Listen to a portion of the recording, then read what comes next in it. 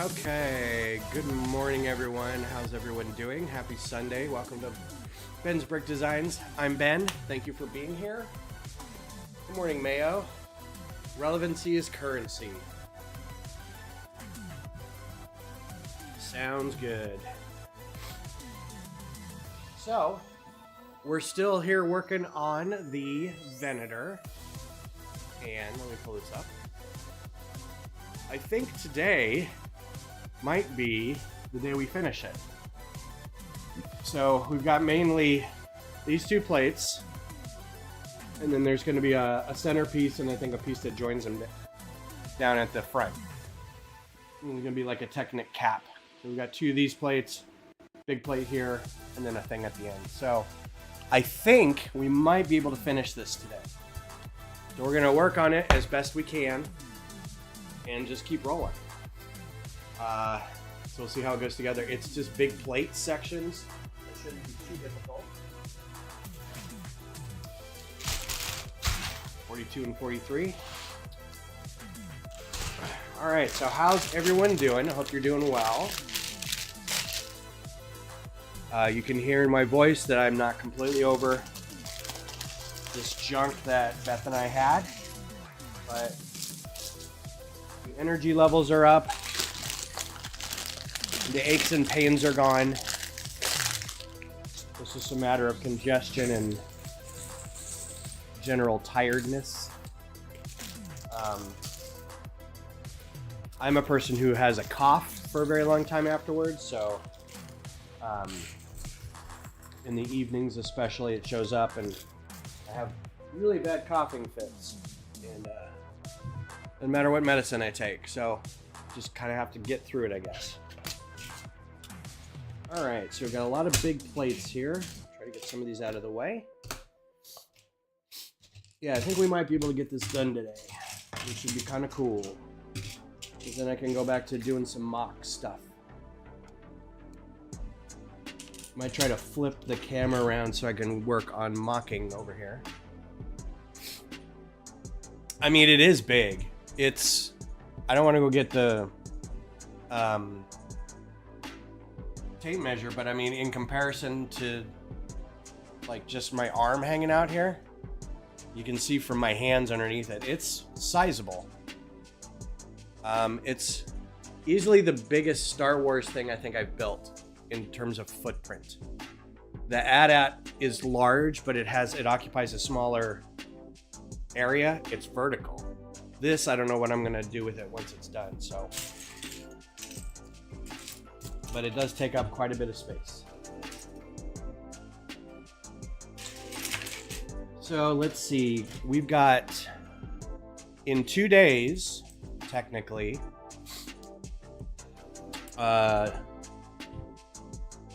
January 28th will be International Lego Day. I know a lot of clubs have something going on for that day. We did something yesterday as a lug.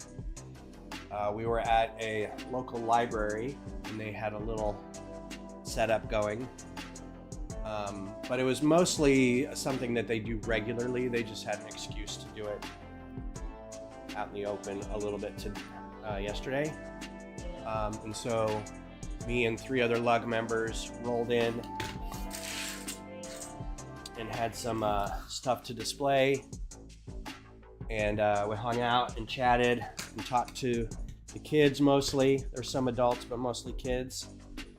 And it was okay.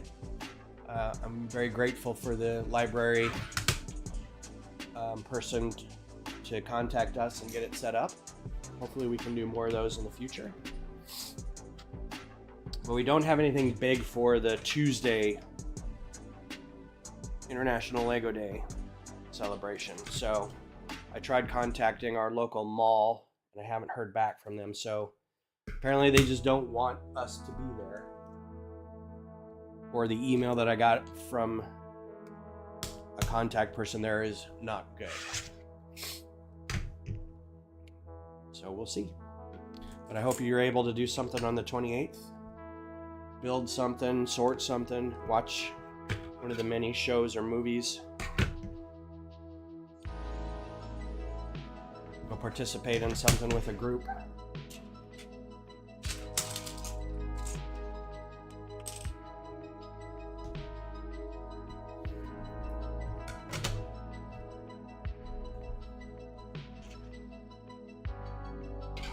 I actually didn't have a whole lot of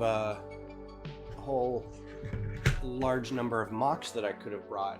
They were a small number and not anything out of the ordinary. I brought my owl, a meeting mock that I did a while back that was still together, one of the machines from Horizon, handful of microfighters, a Mandalorian mock I did a while back, so it wasn't a ton, but the other folks brought a good giant size kind of stuff that they've been working on, so it worked out pretty good.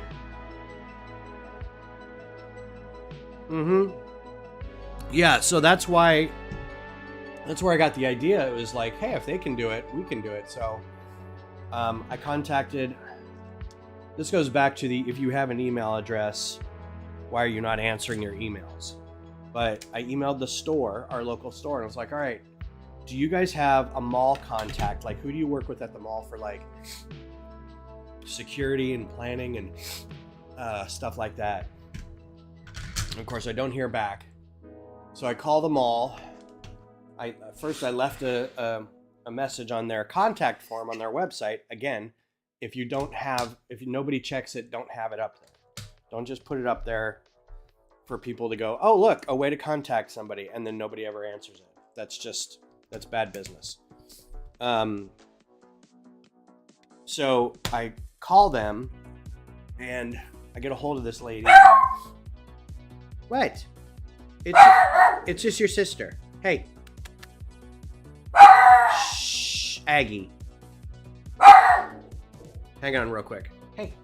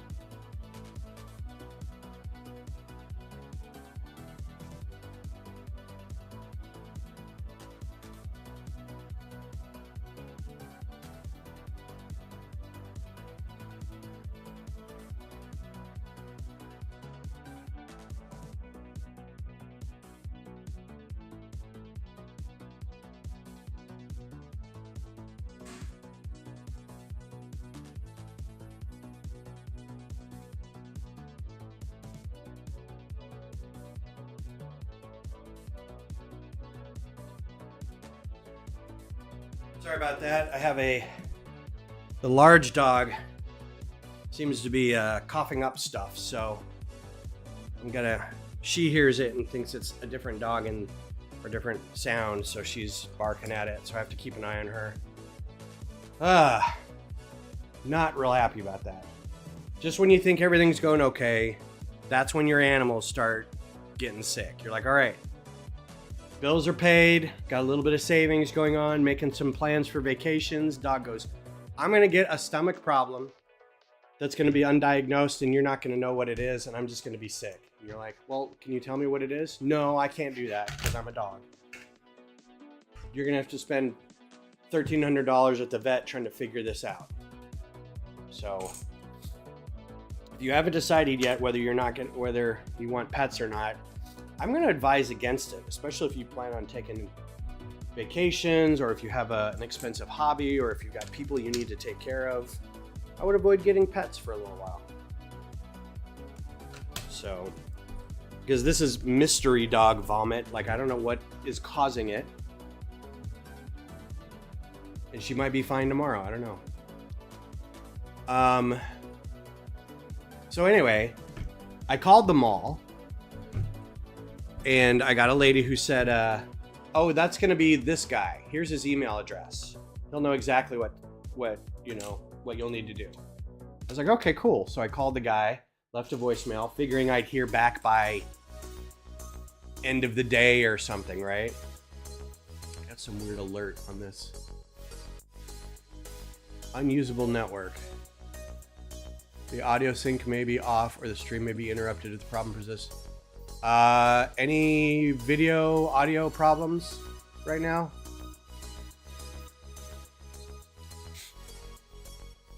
YouTube says that there are.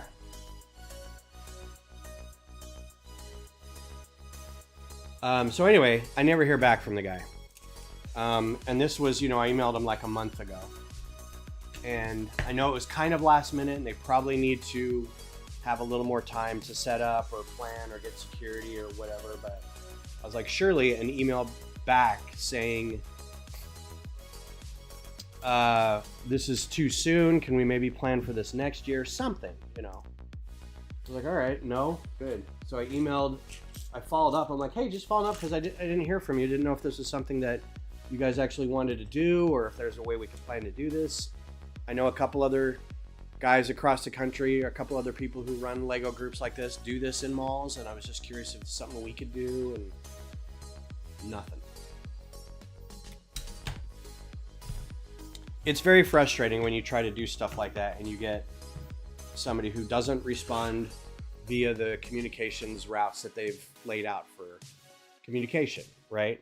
Here's our phone number, here's our email, here's our contact form, and there's no response to any of it. Like, why have any of that up? Why even bother? I feel like that meme from Office Space. What exactly would you say you do here? So this is going to be 2 parts greebling, 2 parts, or 1 part greebling, 1 part giant plate.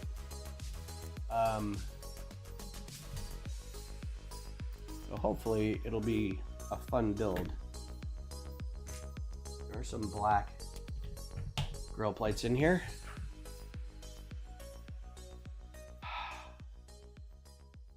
Yeah. That is hard.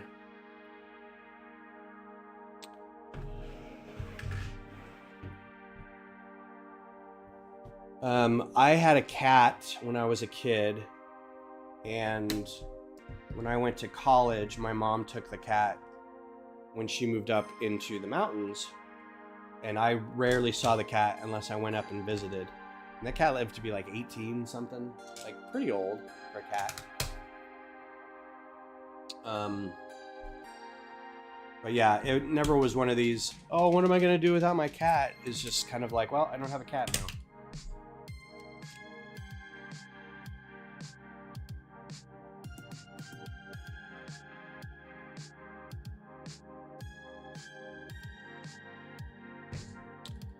The irony of my big dog having problems is I was giving someone in our lug a bunch of guff yesterday. Helpful guff, but guff. About their dog being sick. They were supposed to go to the library public event with us yesterday, and they're like, I can't go, my dog's sick. And so we were kind of like, sick dog, huh? And so I texted him, I was like, are you okay? Is your dog okay? And he's like, well, this is what's going on. So I was like, well, here's some things you can check, and then you're gonna have to go to the vet to get everything checked. He's like, cool, thank you so much. We'll figure it out.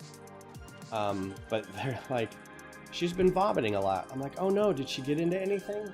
No, but we changed her food. I'm like, okay, well, that's gonna do it. Sometimes dogs just don't like change like that. But that also means it's probably nothing severe and they'll get over it. I don't know what Big Dog's problem is.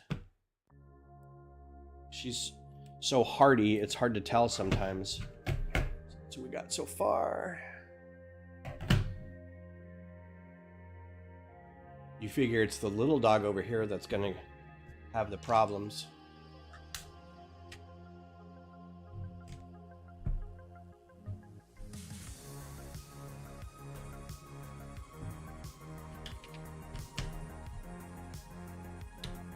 All right, so since last stream, I think there's been some news about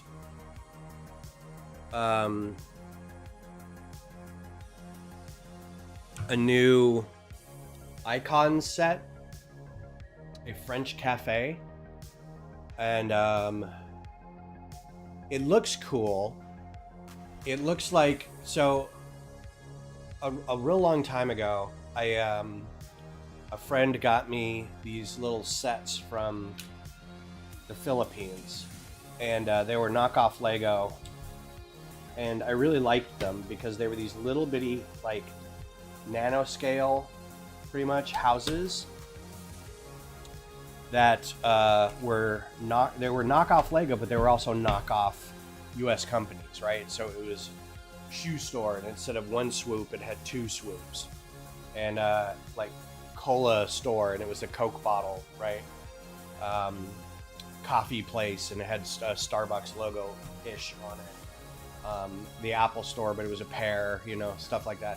And I had like 8 of them, and then made this nice little street, and you could put them all together, and they were like this big, and they had a lot of really cool pieces. First of all, I was like, ooh, this piece in transparent, in trans clear, that's cool. Lego doesn't have that.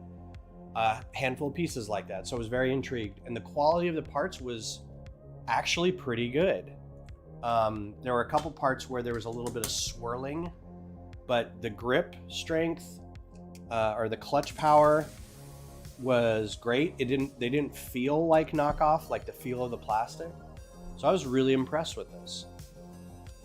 So I was like, Lego should do something like this. And so a little while later, Lego came out with these houses of the world as gift with purchase, and I think there were 4 of them. And I was like, you know what? I'm a little upset because I would have just bought those for $50 each or something, right? I don't know how big they were, $30 each maybe. But like the Hasanhe ones were like $7 each. So I was like, come on, Lego.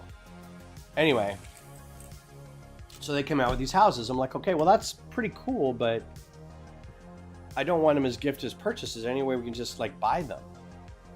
So cut to last night, and they've got this thing that's not minifig scale, although it is minifig scale. And it's this little, it's like the front of a French bistro or a cafe. And there's not a lot to it. It's mostly the front of it. I didn't see if there's anything in the back of it or inside it or anything. But and it's like, I think it was about $75. I'm trying to remember. Maybe more than that. But I'm like, who is this for? Like, there's no minifigures in it. It's not minifig scale. It's just the front of a building, right? And it looked like this was going to be the first of many. So I'm like, okay. So I'm trying to figure out who they think is going to buy this, because I don't think I'm going to. It's cool looking, but I think they're trying to do the thing that this little knockoff company did and try to make it more exclusive. And I don't think that's what people want, you know?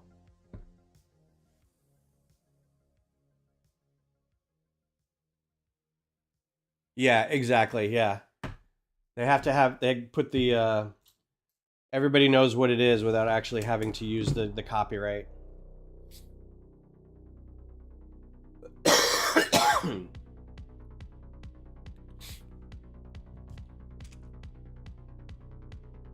So I've taken some Mucinex. We'll see if that helps the cough today. And if not, I apologize for any coughing fits that might happen here on stream. Doing my best to fight it.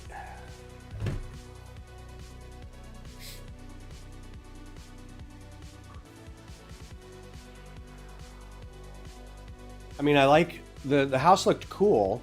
It looked like a neat design, and it was a neat style, but just didn't, I don't know.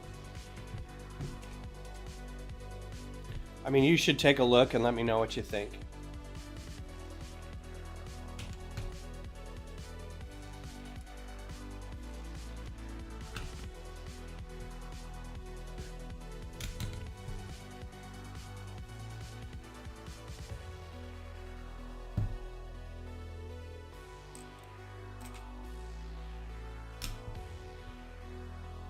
I hope the robot doesn't come in here. The little floor robot's running.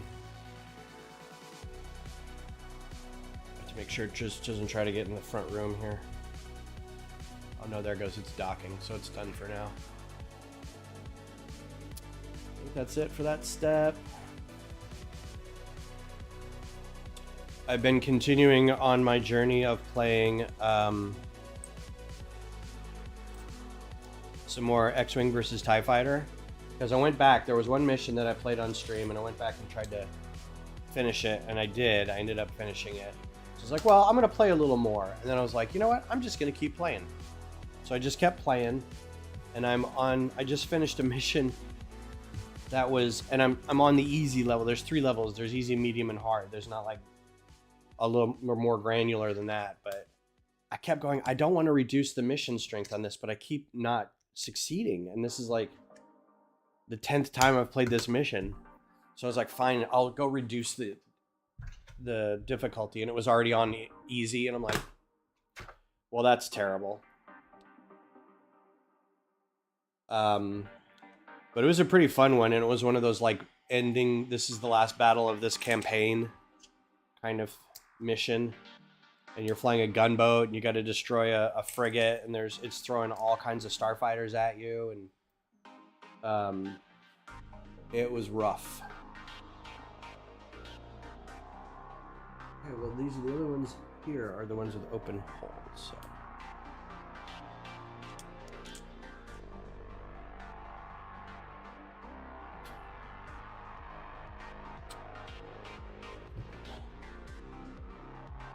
So the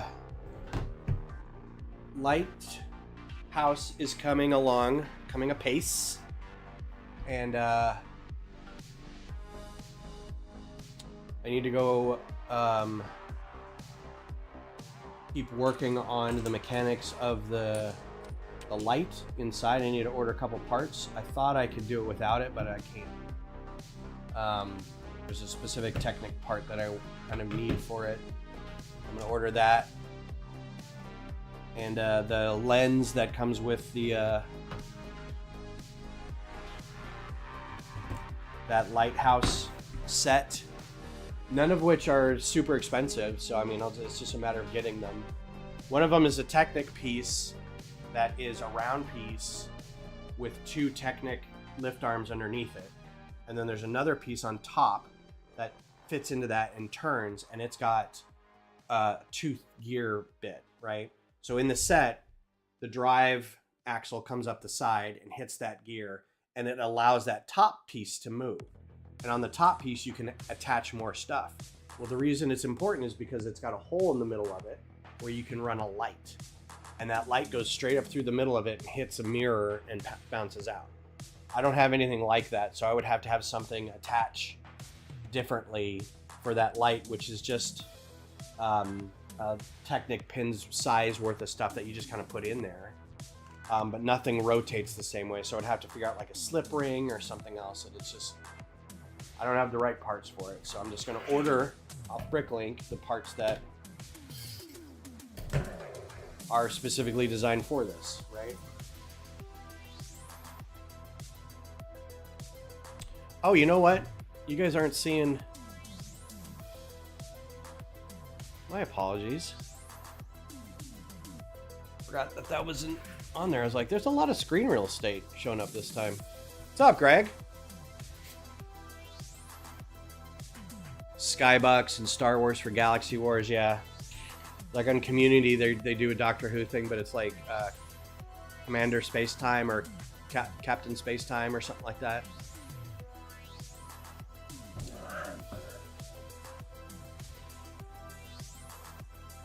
Yeah, we are. Our winter blast was last week, and parts of Texas got its snow and ice, but like it's almost 50 degrees right now, and it'll be warmer the rest of the week.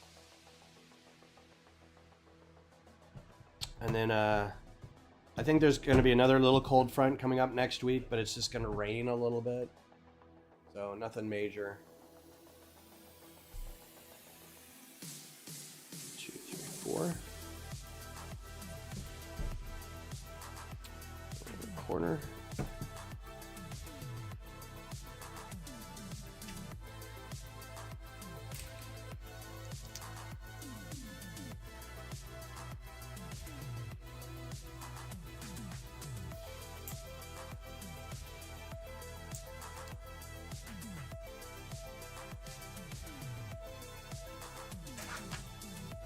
When I think about winter in Central Texas, I get sad because it really isn't. It's like a weekend of cold.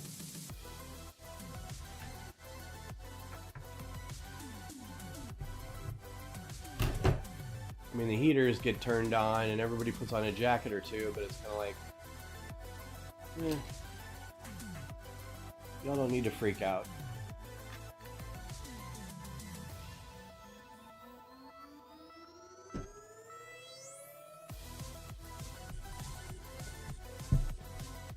Says there's 3 of these.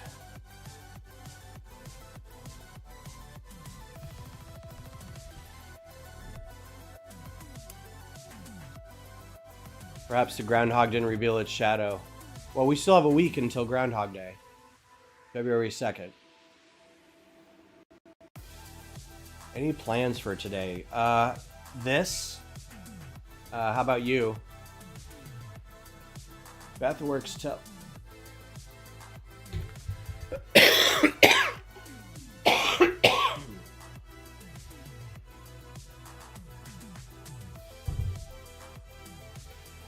Beth works till about 3-ish, maybe a little before. And then we're going to try to go to Costco. We got a Costco membership from a friend for Christmas. So we're going to go check that out.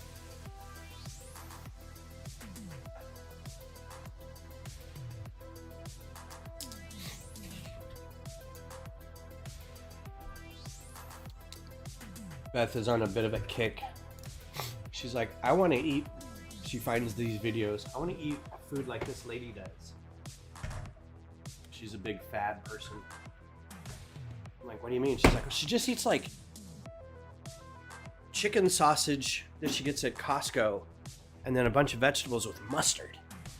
I like mustard. And I'm like, yeah, that's just called eating lean meat and vegetables. You know what I mean? Every couple months, it's a different thing. A couple weeks before we got sick, it was a big push to do a Mediterranean diet. And then before that, it was a medical diet. And then before that, it was something else. And I'm like, just moderation. Don't eat sweets. Don't eat so much bread.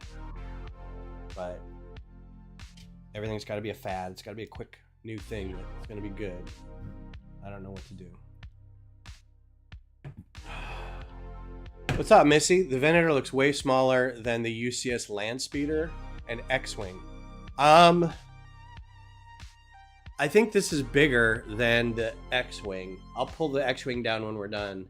It may be on par in length with the Tanta V4. How's your dog, Missy? I hope everything's going well with your dog. I don't think this is the biggest by part number, and I think the other Star Destroyers were bigger.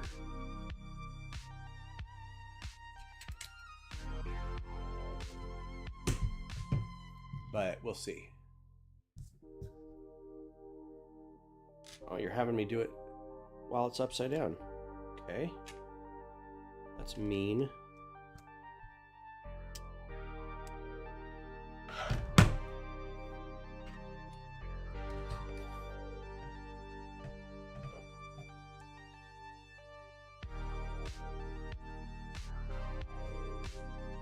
Oh, I'm here.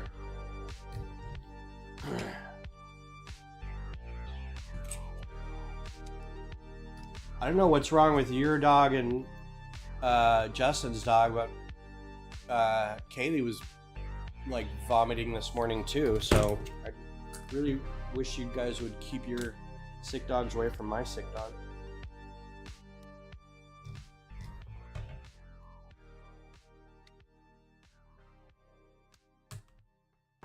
Okay, cool.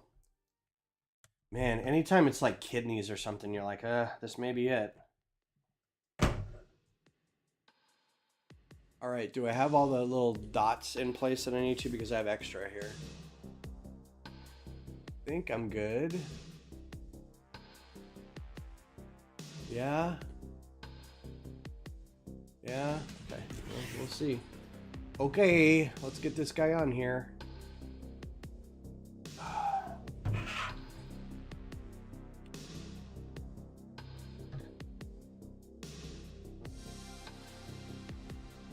Okay.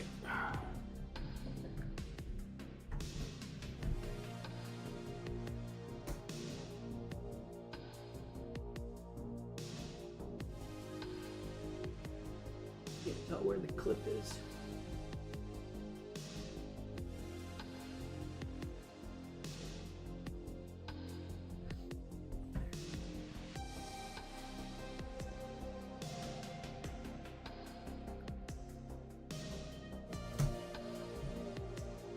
Okay, there we go. Good.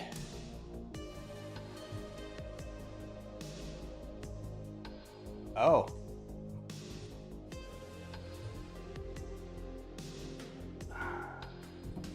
Cool. Now we do 44 and 45.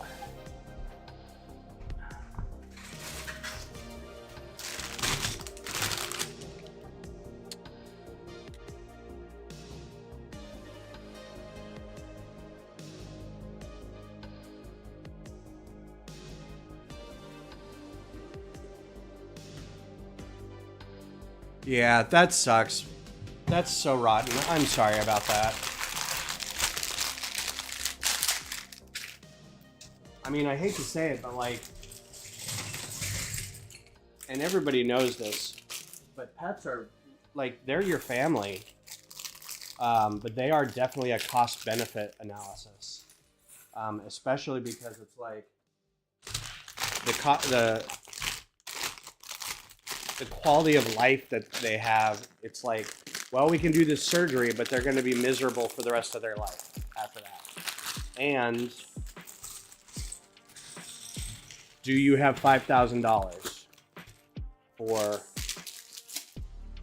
kidney surgery or, you know, something? And you're like, I don't. I'm sorry.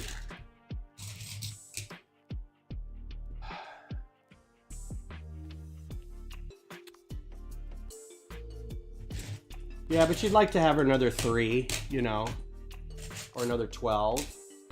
Man, when it gets to be that point for Aggie, I'm gonna be a basket case. I'm just gonna check out of society because I will not stand. She needs to be around for 100 years. She needs to be around until I'm dead. That's all there is to it. And yes, I did see the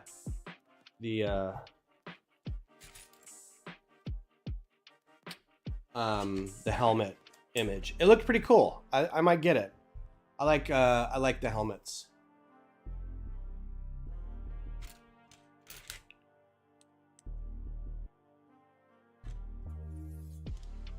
I have 4, and they're mostly the helmets.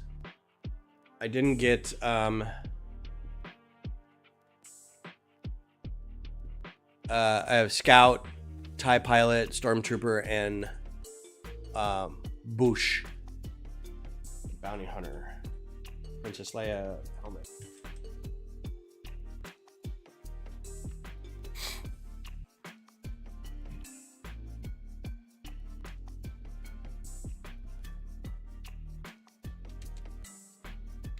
Yay.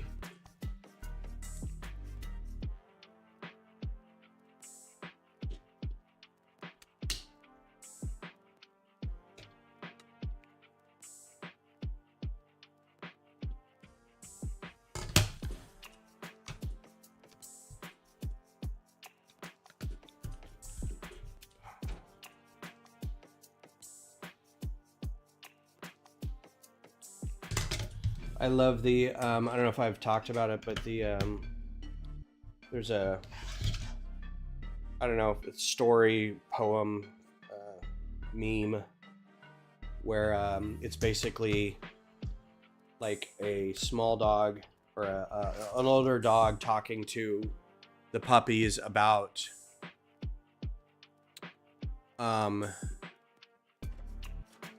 humans, right?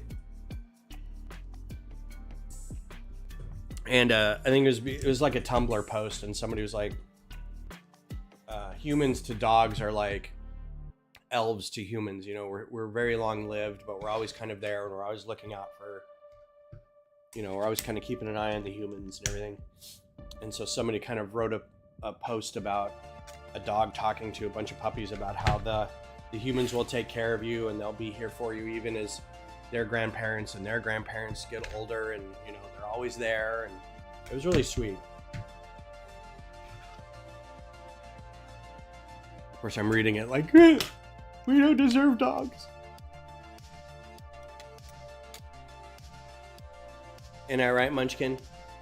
She's asleep. She loves being in here when I'm doing Lego stuff.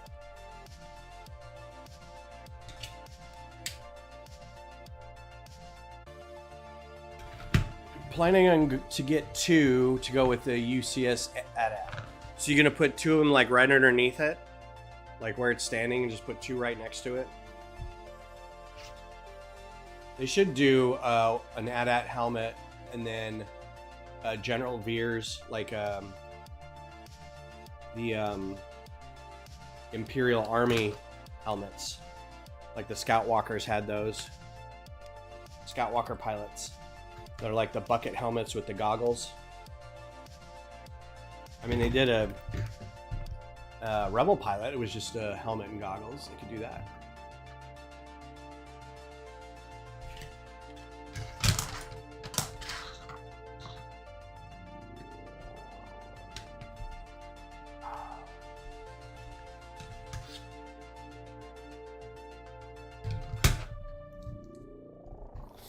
So, hey Cliff, what's up? I forgot if I shared the pic of my second MGA HB in the Discord. I think you did. You had 2 of them side by side. They were slightly different grays. A couple of the pieces were. Looked fun. What's up, Cliff? I would be remiss if I didn't tell everybody that on Johnny's channel, I think he's doing a live stream at their mall for International Lego Day, so make sure to go check that out. Snowtrooper helmet, I would have got like instantly. I agree with you. It's one of my favorite helmets. How are you doing, Cliff? How are things? We're discussing the fleetingness of pet life. So that's always fun. And we're talking about some new releases / leaks. The AT-AT pilot helmet, the French Bistro Cafe thing. Plans for International Lego Day, if you've got any coming up.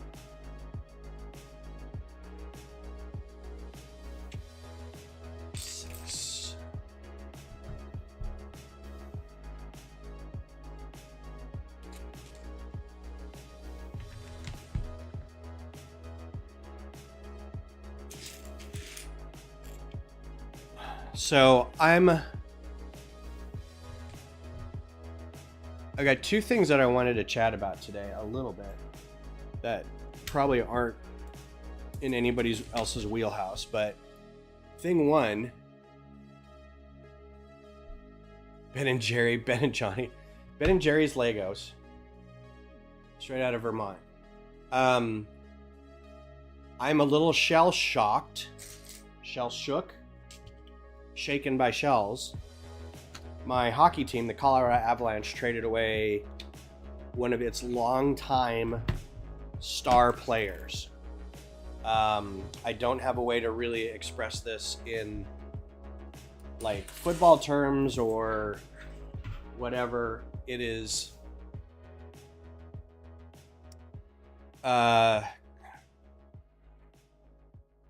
there's a player on the team named Nate McKinnon, and he is, let's say he's Gretzky, and the other player was Lemieux, right? And at one point they played together, and there was Gretzky and Lemieux.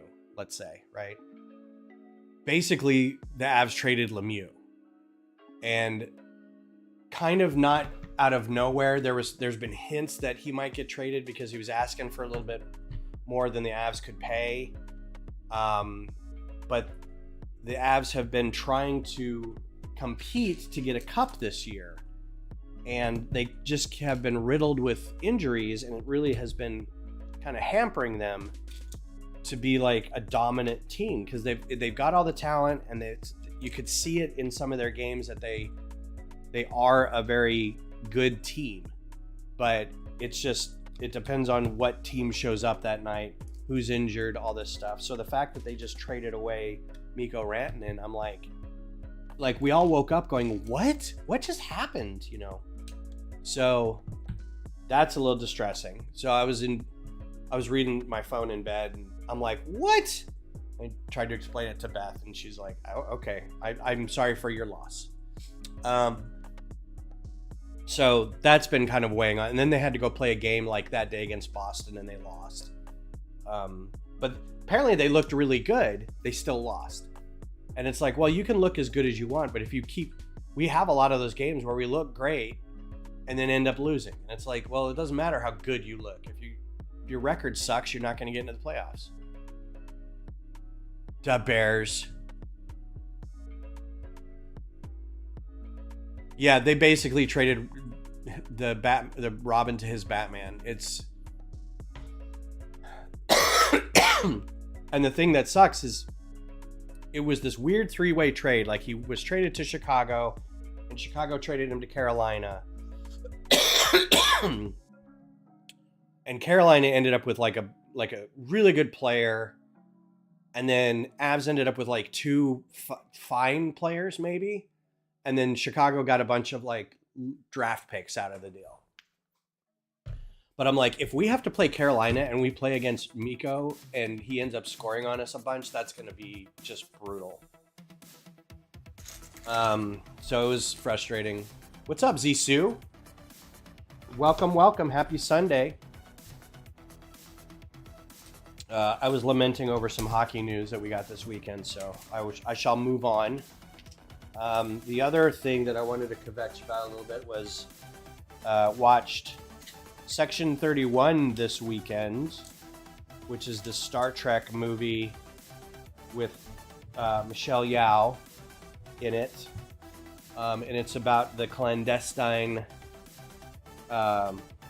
investigative agency within Starfleet that was introduced in DS9, I think, and expounded a little bit in Enterprise, and then they talked about it a lot in Discovery, and so it finally got a movie.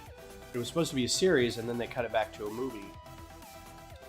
And I started watching it the other day, and I was like, well, about 15 minutes in, and this isn't looking great. It kind of looks like Suicide Squad if they did Star Trek. And so I was like, well, I'm going to go make some dinner. And then I went and made dinner, and I was like, I don't even really want to come back and watch this. Like, I don't care what happens. So I was like, well, I'll push on, see what happens. And then I fell asleep, and I don't remember what happened in the last, couple of minutes. And I'm not going to go back and watch it. It was not good. It was really, really not good. So if you're a Star Trek fan, I apologize, but it was not good.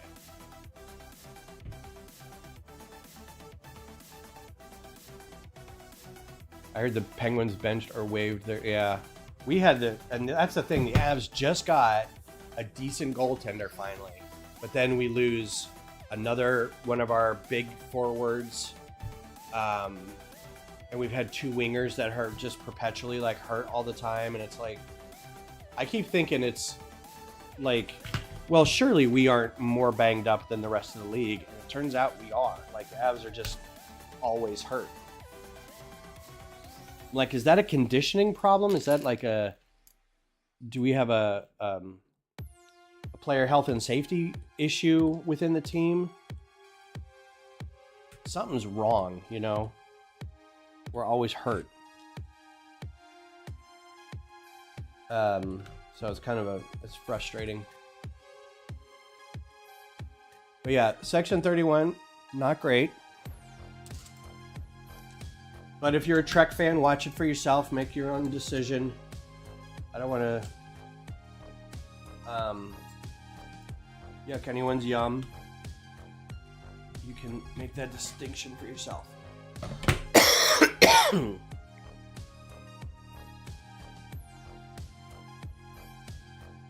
I actually have a hot take that I don't think Michelle Yeoh is that great of an actress. I know everybody loves her, and I know they're like, she's fierce, she chews up the scenery, look at her, go queen, blah, blah, blah. I'm like, I don't think she's that good. Like, I think she's adequate, but I don't think she's all, like, the best thing out there.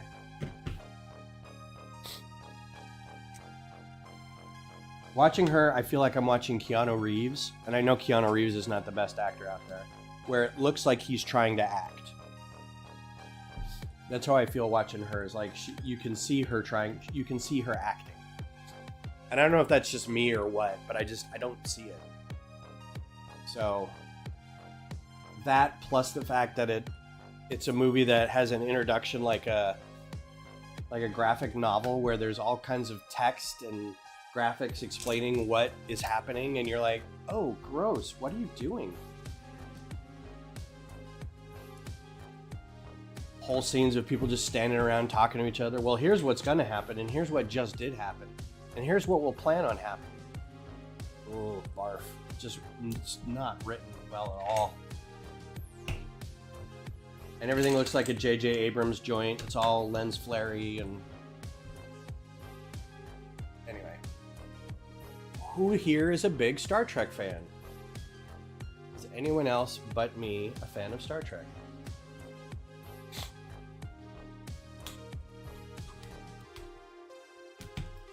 I feel like they don't renew or they cancel Lower Decks, and they don't renew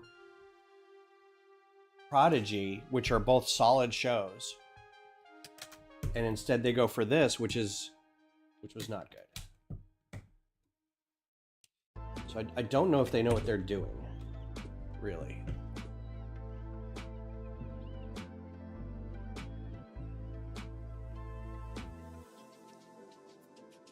Yeah, pretty much. We've got a player, the Avs have a player named Landeskog who hasn't played since 2022. He got injured during playoffs one year, and it's just been like, I think it was like a knee reconstruction surgery, and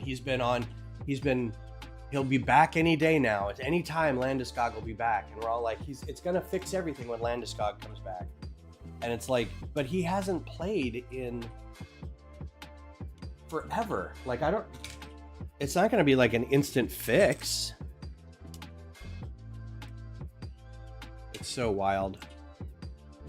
We got another guy who's like in the player assistance program a lot, and you know, at any second we're like, well, he's going to have problems again. It's frustrating. But I'm excited because I got tickets for Austin FC to play St. Louis at the end of March. So now I'm definitely going to St. Louis in the end of March to see Austin FC play and to see Boston Fleet PWHL play. That's going to be a whole lot of fun weekend. I'm excited for that weekend. Beth's going to go out with us, and she's just going to hang out with her parents the whole time, and it's going to be super fun.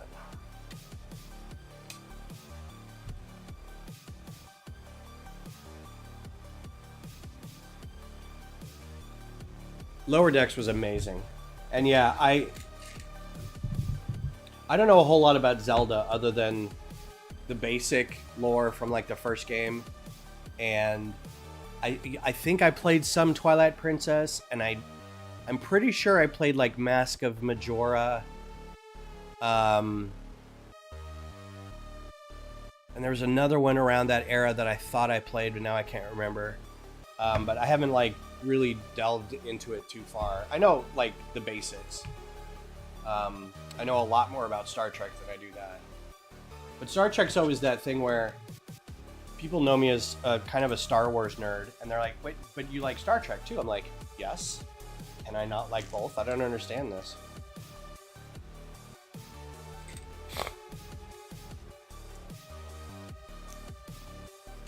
You can like two things at once. It's okay. That kid would rather keep the Paul Skeens rookie card than watch the Pirates get it.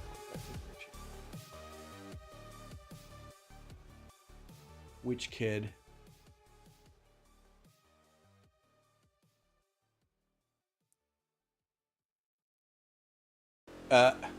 That's funny. Bought him with Bitcoin.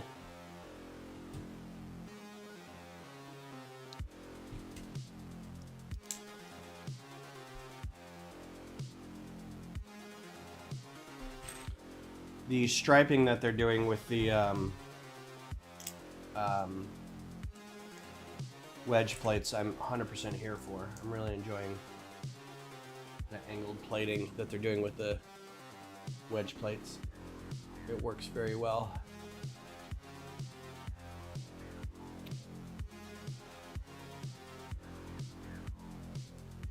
Speaking of Doctor Who, since our friends also got sick, we haven't been able to do our weekly Doctor Who viewing, and we really want to get done with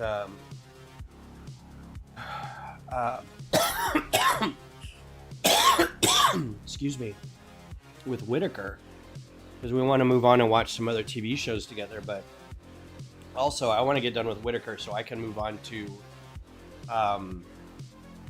Shooty and his run. I wanted to watch that kind of ahead of time without them. I just haven't got to the point where I'm doing it yet. I heard it wasn't great. Are you current, Zissou, on Who?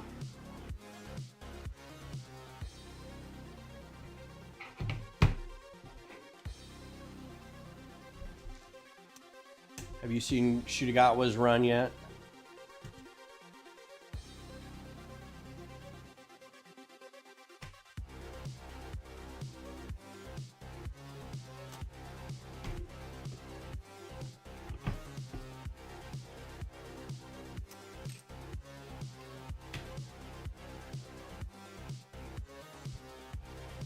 That's it.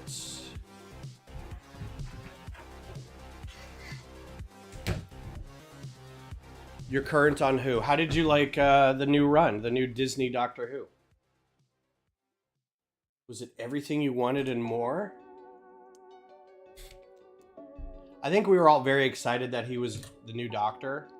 I really don't like the way they transitioned between Whittaker and Tennant and then Shooty again. I'm like, I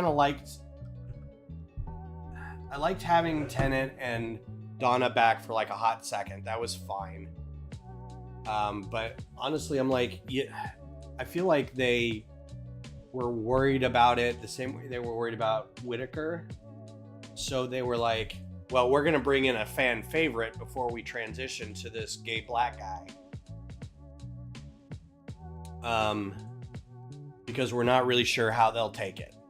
So we'll grease the skids a little bit with Tennant and Donna, a known good quantity, and then we'll make it so he's not really the Doctor. There's two of them now, and I'm like, what are you doing? Like, just nobody wants this. This is breaking our brains. Just move to the next one. So dumb. So dumb. Yes, writers 100% make or break it. There's not been a run of Doctor Who where I'm like, God, these actors are terrible. They're not pulling this off. It's always like, what is this story about? Like, I can tell who's like murdering the current, who the showrunner is, because you're like, this is, whoever's writing this does not know what they're doing. It's all over the place. There was runs of Matt Smith where I was like, whoever's writing this is like trying to write their way out of retconning everything, because it was not good. You go into an episode like already confused. You know, you're like, what's happening? Anyway.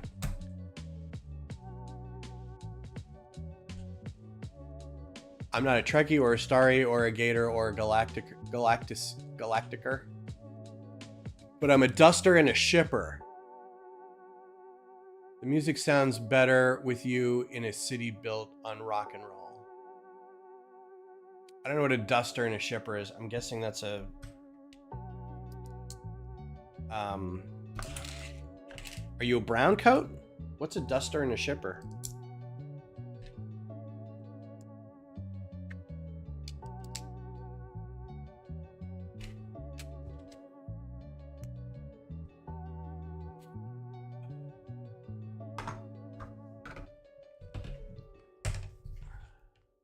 Oh, Stardust and Starship were bands in the 80s and 90s. You mean the band that previously known as Jefferson Airplane, and then Jefferson Starship, and then just Starship? I don't know who Stardust was. Was that an Australian band?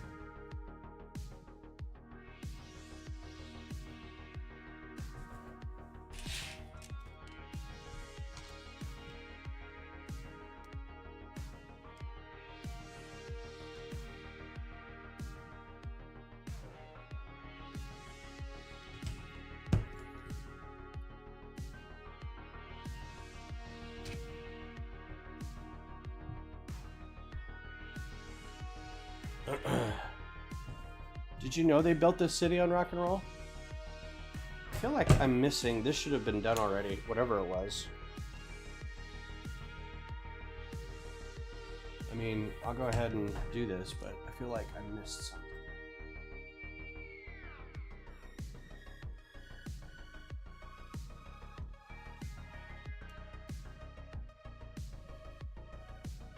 I'm about ready to go back through and do my rewatch of all the Star Treks, since nothing really good on right now until Strange New Worlds comes back.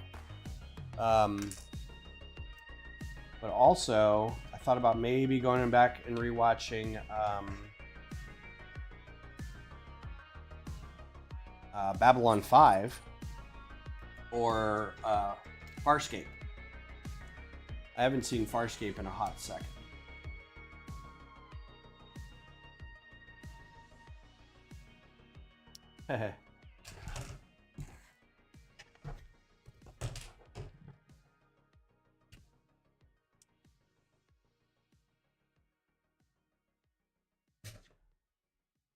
There's something very magical about the music from that era.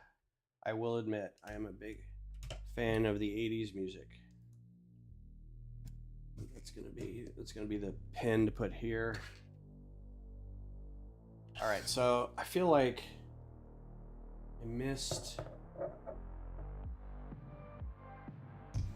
because I have an extra.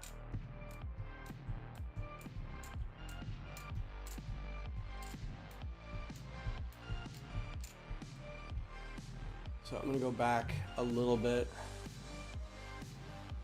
Oh, there it is. Interesting. All right.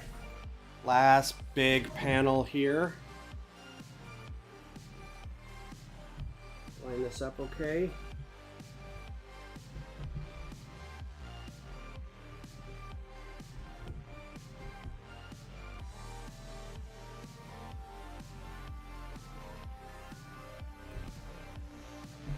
This is hard because you can't really see what's in there. You just kind of have to take it on faith that it's going to line up.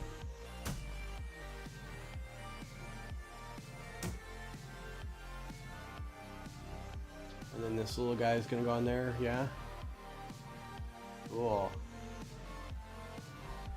All right. Well, that's nearly done. 46, 47, and then, yeah, we'll finish this up today. I'm excited. Yeah. Skeleton Crew is so good. It's like, and I don't know if it's because we're just so used to garbage Star Wars stuff lately, and that it's just a passable show, and so everyone's clamoring because it's so good, but it's like, it may just be an average show. We're just so used to garbage. Yeah, I've been considering going back and rewatching even OG Battlestar, like the 2 seasons the old show ran. I'll go back and watch that, but definitely the 2004 version.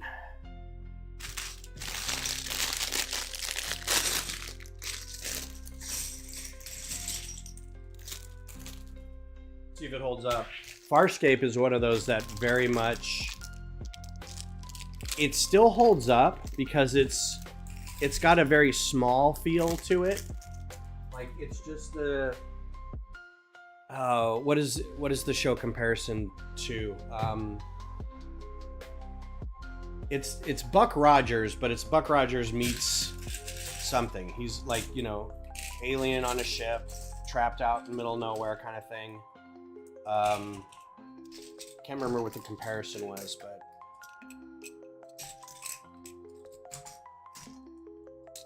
it's really good. The Jim Henson-ness of it, the puppeteering, the makeup, the drama. I like that it was a little more adult. Like they didn't shy away from some more adult themes of like suicide and drug use and addiction and war, things that were, you know, pretty important to discuss, and they didn't shy away from that at all. So but they also knew when to be goofy. It was just a delight. Okay, this isn't a ×2, is it?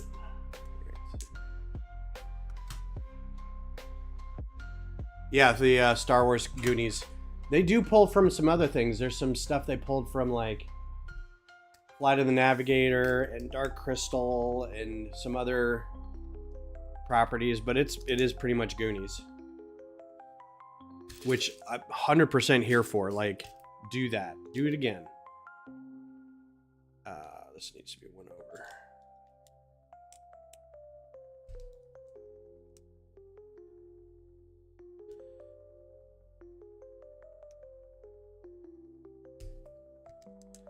I remember a book of short stories about characters in Star Wars. I really enjoyed it. Smaller.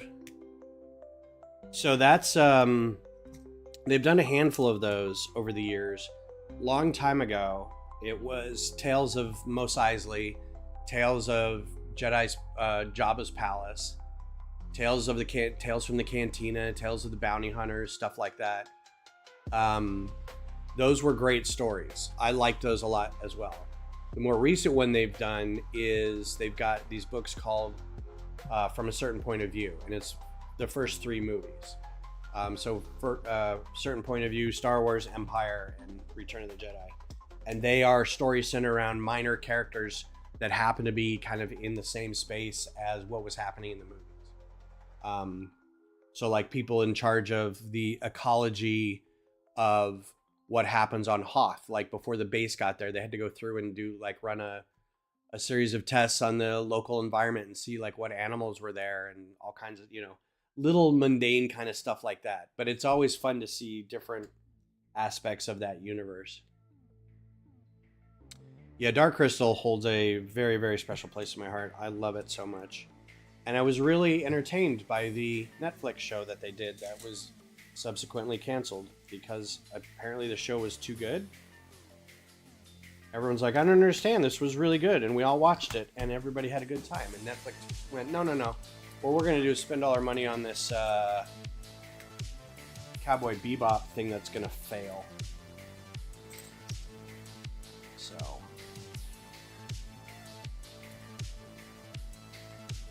sometimes maybe don't try to recreate stuff. I don't know.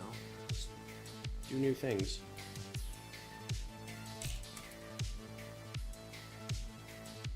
Is that enough? Yeah, Treasure Planet.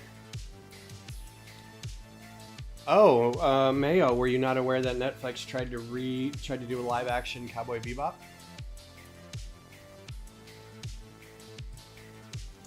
With what's his name from Harold and Kumar, John Cho as Spike Spiegel. Not a bad choice. The casting was pretty good overall, but the writing was not good. like at all. It was just kind of a mess. There are parts that I liked, but overall it was a mess. Some creative liberties with backstories and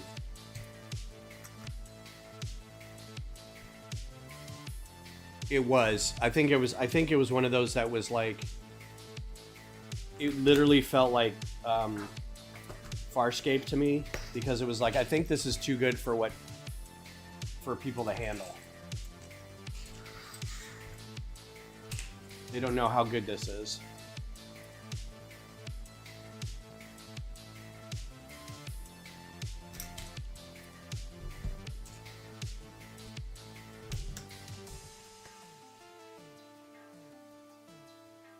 Flippy flippy.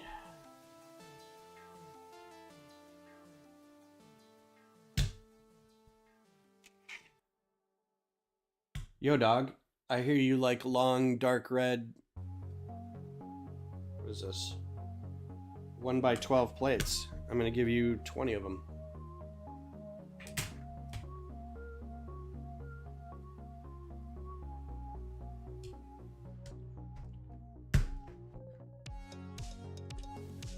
So this has been fun. This didn't take nearly as long as I thought it was going to. I thought this was going to be a couple more streams,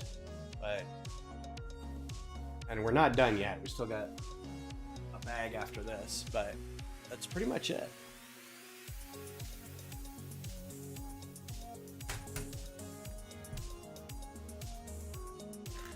Trying to think. I think the next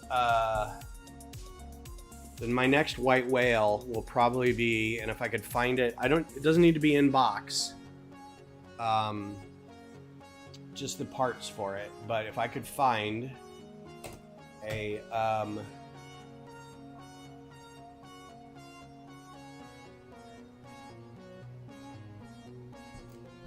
UCS Y-Wing, that's my next purchase. And then I think I'll have all the UCSs that I want. Because I rebuilt one of them, the Tantive. Well, no, I rebuilt 3 of them.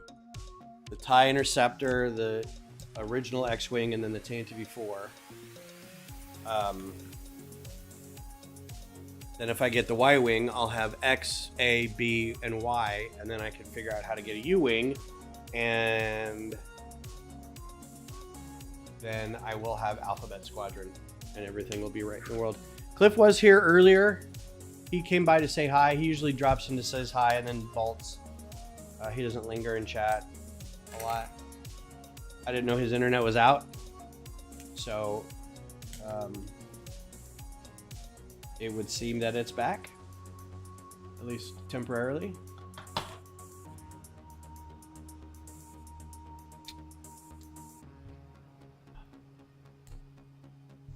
Yeah, so Y-Wing, the next big purchase, if I can find it. After that, I'm probably going to get some botanicals, some of the MIDI scale Star Wars stuff, but I think that's about it. Are they dropping another U-Wing? I have no idea. The one I was talking about is, and this kind of upsets me, they did one set.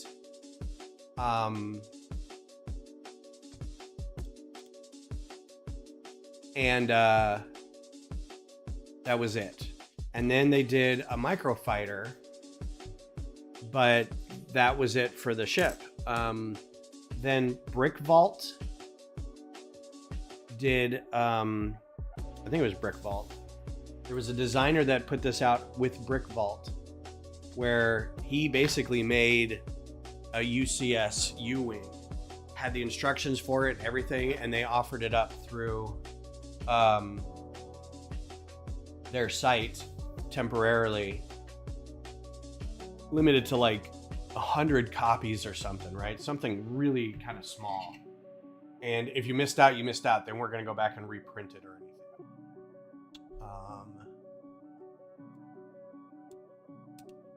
Like so. Okay. And there's nowhere you can get it now. Like, I don't even know if you can get a list of parts, and you can't get the instructions online. Like, it's kind of frustrating, but that would have been ideal to get that. But it's like, I just didn't know about it ahead of time.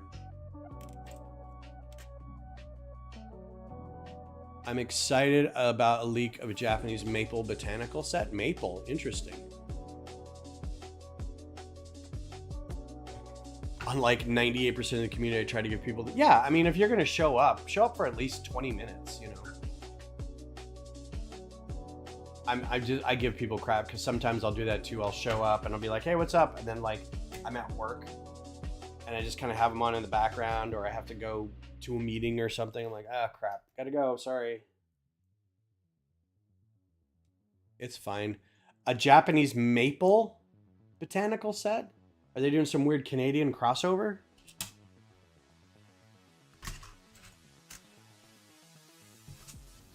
Ooh, this looks cool with the dark red ingots. That's gonna be nice. 1, 2, 3. So I'm excited to keep working on my big steampunk thing. I've got it to a point where I'm kind of comfortable with the mechanics of it, but I need to get some parts so I can finish that out and then start being able to do crunchy little details on it, because that's really what I want to do, is do little pipes and nooks and stuff. Luffy, hello, how are you?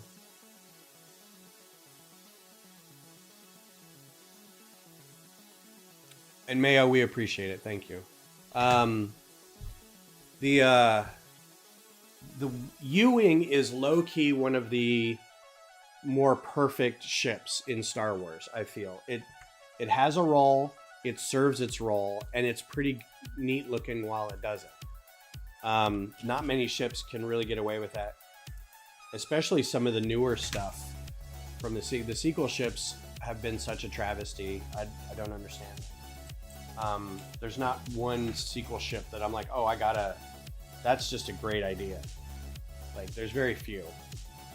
And it's mostly because they're all the same stuff as the original trilogy, or the original.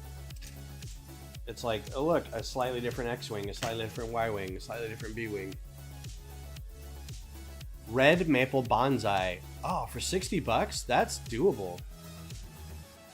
Yes, I need to make some orders. I need to figure out if anybody wants to go in on an order, because I need like 800 1x2 round tiles to cover my... I made the mistake of going, it's all going to be this stonework, and then I need all these tiles. So I have to go in on an order for that, which is going to be like most of my budget.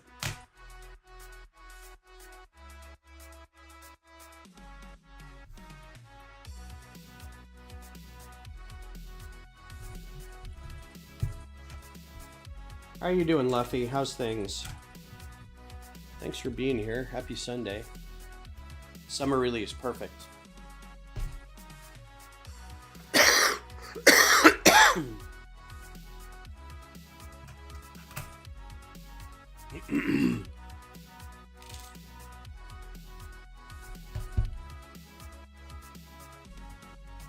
Five, huh?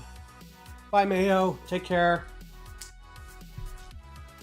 I don't know if there's any football today on, but enjoy watching if you do.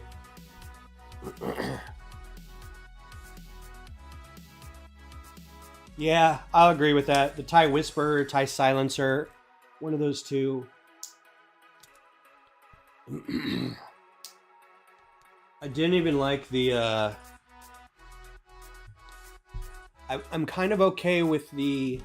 gotta figure out where these go. Middle here.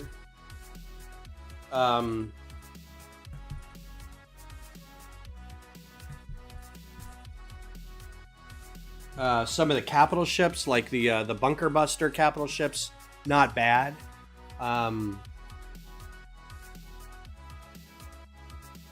It was just you know, it was a Mon Cal cruiser. It was a different version of a Nebulon. I think it was a Nebulon C frigate. And then the Bunker Buster was pretty cool, new ship. The big shuttle, his venator-class shuttle or something like that. Wasn't too bad. But yeah, ski speeders were not great. Flip and flip, and this goes here like a so, and then I'm guessing that attaches down here. Oh, we haven't discussed that part yet. Okay.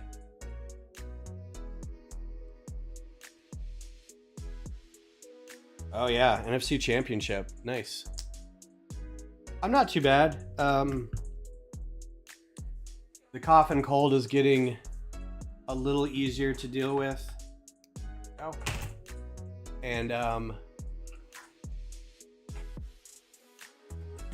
so I'm getting through. I get really frustrated because it's such a bad cough that it kind of takes over. You just start coughing and you can't stop.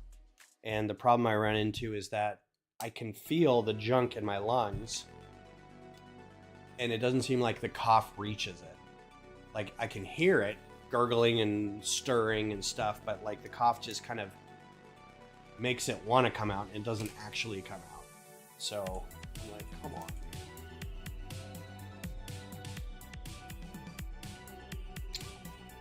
But other than that, energy level's good, all that stuff. So,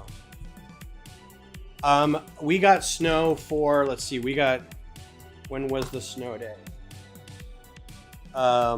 We got it last Tuesday, so it was the day after MLK Day. We were already off 3 days for the MLK holiday, and then we got a snow day on top of it. But because I was sick, it didn't feel like a snow day. I was just sick. I would have taken off work anyway. But the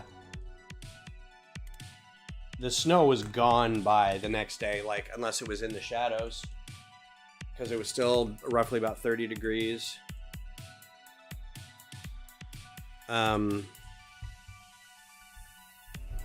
So it lingered for a little bit, but we only got maybe half an inch to an inch. And some overpasses got a little iced. That was about it. I was excited about it. I did walk around in it a little bit because, you know, I'm weird and I miss actual snow in places. So that was fun. Just so everybody knows, if we go past noon today, we're almost done with this, so I'm just going to go and finish it. So it might go a little past it. It's what we would call, where I would grow up in Colorado, as a dusting. Like it wasn't a whole lot. And I could tell when it started the night before at about 11 o'clock, it started coming down in like these really, really small BBs of snow. It wasn't quite hail, a little lighter than hail. It was like really hard snow. And I was like, oh, this isn't really good snow. It's not gonna last. It's gonna be a short storm. Like you can kind of tell growing up what kind of snow you're gonna get. And I already knew this wasn't gonna be like a big fat, heavy, linger around kind of snow. So, but it was fun. You know, we got a day off of work, and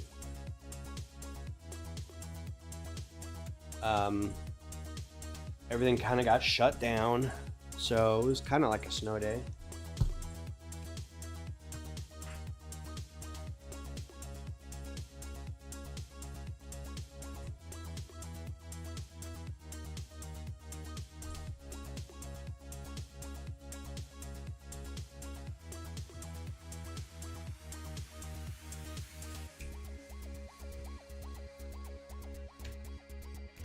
Whole town freaks out.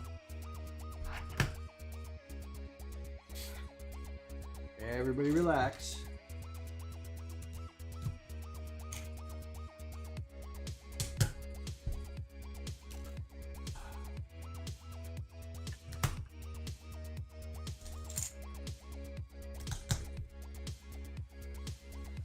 I know the rest of the country got socked in a little bit, so It's weird. You get parts of the country that like New Orleans got like 3 or 4 inches of snow. California is on, LA is on fire, and New Orleans is getting snow. Everything felt a little topsy-turvy. And I'll tell you what, Bourbon Street, the French Quarter, with snow on it is absolutely magical. Like, I wish that would happen all the time. I would visit that place forever. It was so pretty. I could not believe how enchanting that looked. So I've got to find a place that looks like that, probably in France somewhere. Luffy probably knows. Nice little Swiss town that looks like Bourbon Street, but gets snow all the time. Yeah, like Panhandle area of Florida got some snow. Craziness. But yeah, it looked really, really nice. Yeah, the Bourbon Street was just nuts. Like everything was closed. Everything, like, good 4 or 5 inches of snow. It was crazy. And of course, you know, it's all gone the next day. But for that little bit, it's got to be fun.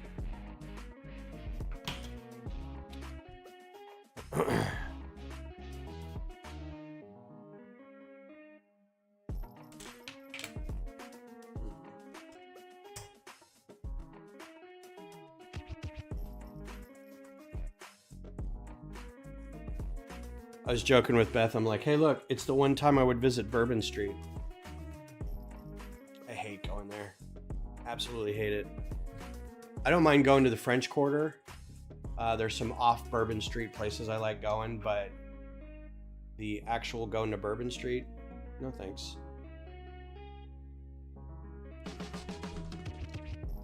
We have a place here in Austin called 6th Street, which is kind of like Bourbon Street, except it's less historic and it's a little smaller. But it's the same concept. It's just a street that gets shut down, and people go drink and get stupid on it. And it's a lot of college kids because we're near the University of Texas. So it's shot bars and things like that.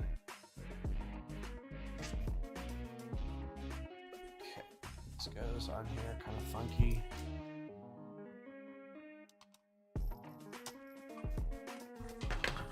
And I haven't been to 6th Street in a while. I think we went to 6th Street to go to a comedy show, and I'm kind of mad that we went to this one specific location, but we went to see Kyle Kinane at Mothership Comedy, which is owned by Joe Rogan, and I didn't know this till like later when we already had the tickets. I'm like, oh man, it's at Mothership?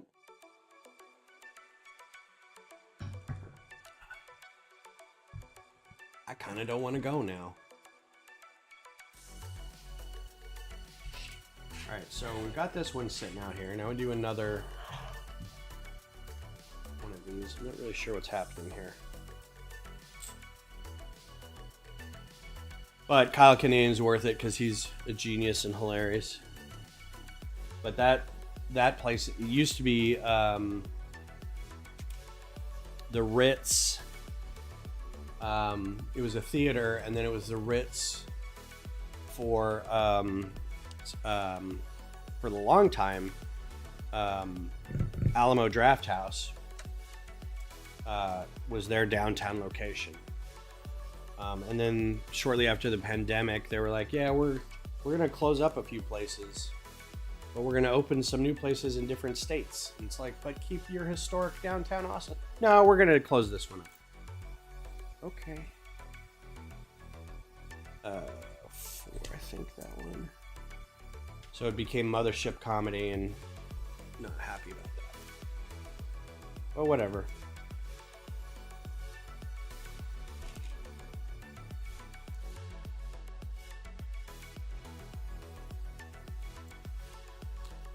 Just getting long strips of red and tiles and ingots. The ingot has been, I feel, the single best piece for starship building in terms of greebling.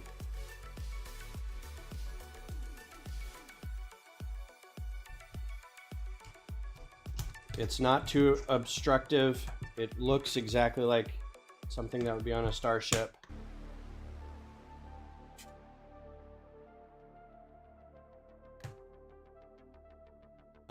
It's very cool.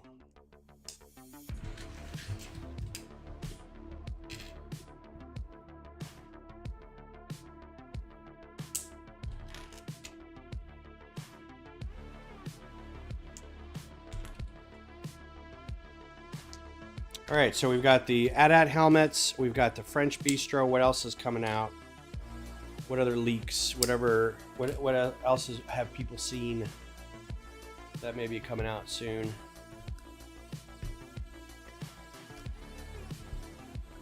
As far as I know, these are covering the seams. Oh, this is a little different.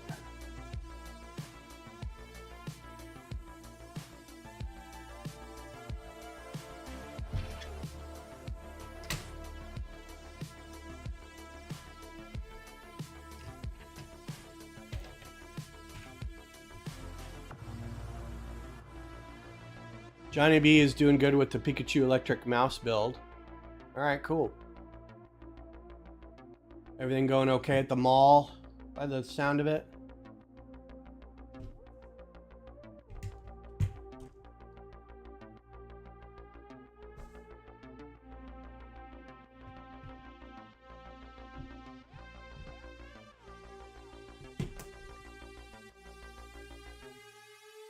Oh, whoops. That's why. It's like, that doesn't work at all. That's better.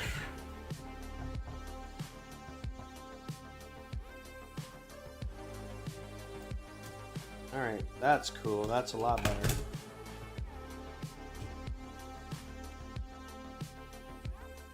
And then we put these two things together like this. This guy attaches like that.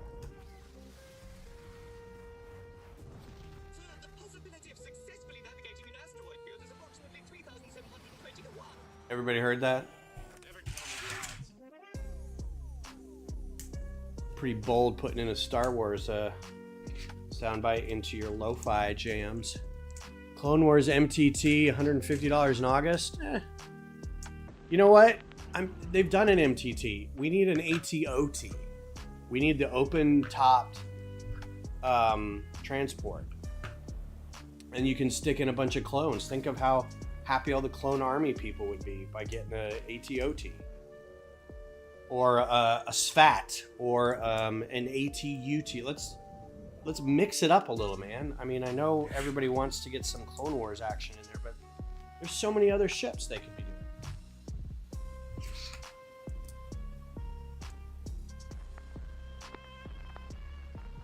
Oh, this is definitely a remake of the Asteroid Field song. I don't know if you can hear it all that well.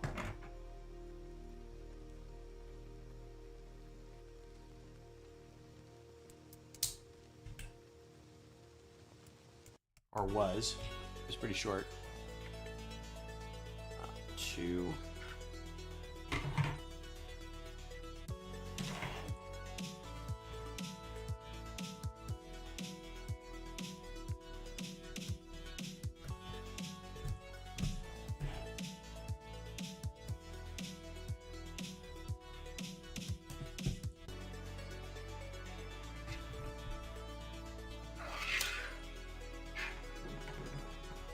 So, a little sad about this, but it's not a functional ship.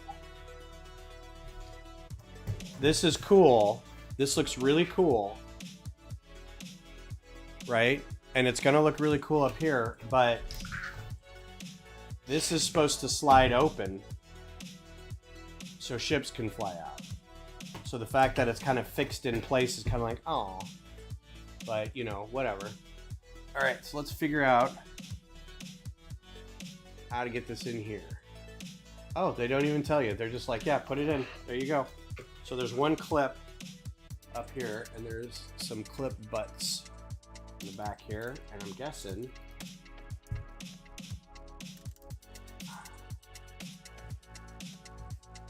that they will go in here.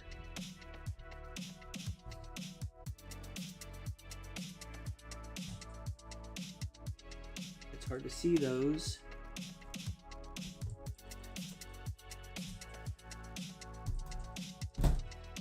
Okay. So yeah, it just kind of sits in there. It's got a clip right here, and then it kind of falls over the sides there. All right, cool. This is, we got one bag left, but this is, it's got a gap right here, and we got to put a cap on the front here. So that's the last bag. Last bag with a half hour left. So what are we gonna do? Oh yeah, cool. That'd be a cool one. I'm still not convinced. I don't want to go back and get the Mona Lisa. I think having some Lego artwork around would be cool in this room.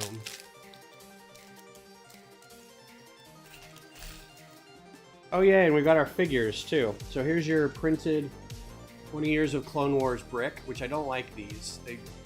You just stand them here and then they fall over. You've already got this, but then they don't like have a place for you to put this. So I don't know. We're gonna have two figures here in a second. That's gonna be part of this build.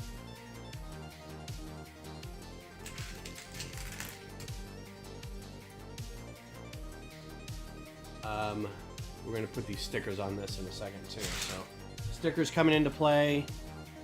Let's get this out of the way so you can kind of see what's going on. Got these stickers incoming. That guy. I'll open this, but I think I'm only gonna need a visor. These bags upset me more than anything. You're only gonna need one thing out of this, but we're gonna send you a bag with 6 of them. I don't understand. Tile.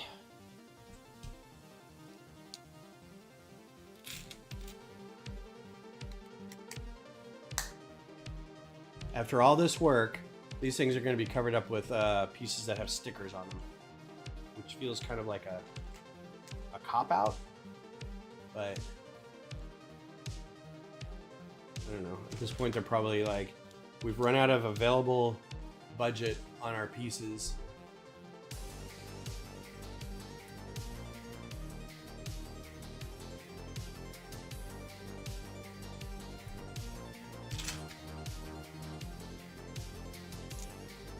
This is what we can do now.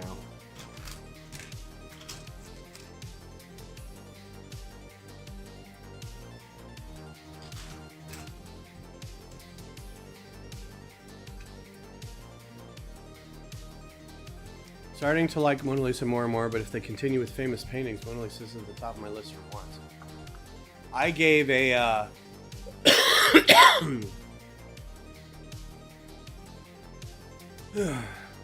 I have a Starry Night. I didn't get Great Wave. I have a photo of classic space guy surfing Great Wave.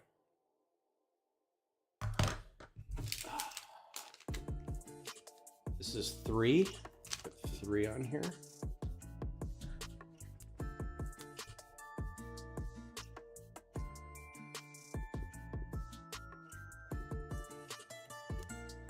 Okay.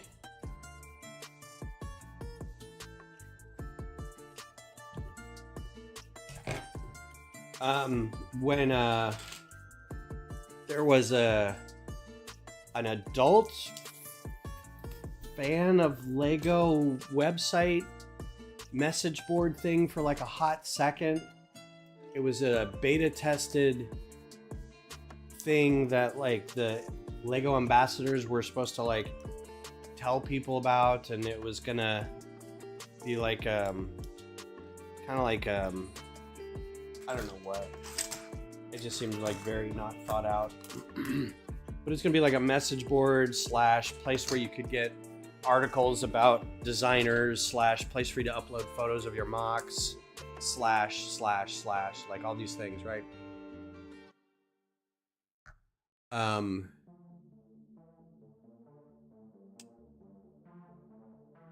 And it ended up not being really anything, but there was an article about all the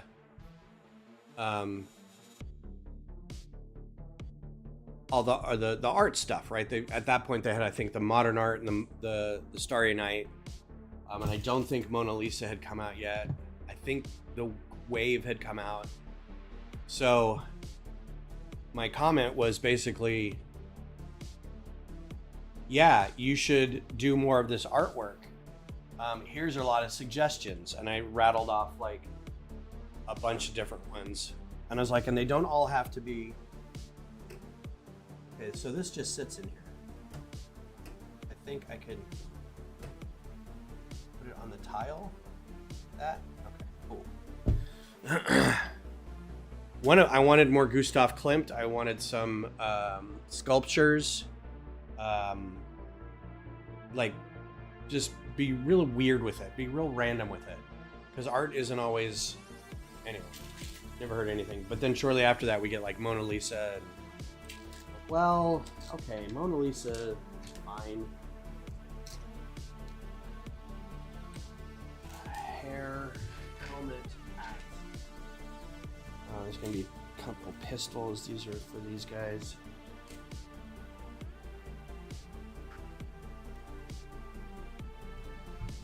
%. You know they do the kiss, but my thought was I need a Egon Shelley Lego print, but most of his stuff is like, okay, so which naked lady do you want as a Lego set? And I'm like, okay, fair enough. Have to be one of his weird self-portraits.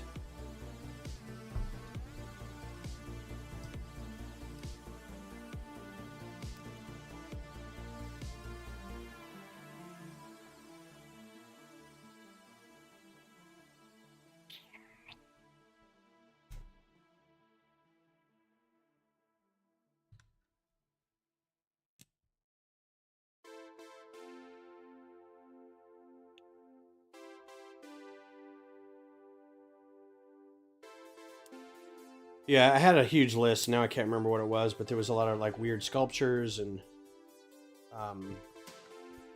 non-traditional art pieces. It's like, if you're gonna go, you gotta, you know, there's classic art, which you could get through in like 5 seconds. Oh my god, this is gonna stick out real funny. Major turbo laser there. Be careful not to push this too far that way.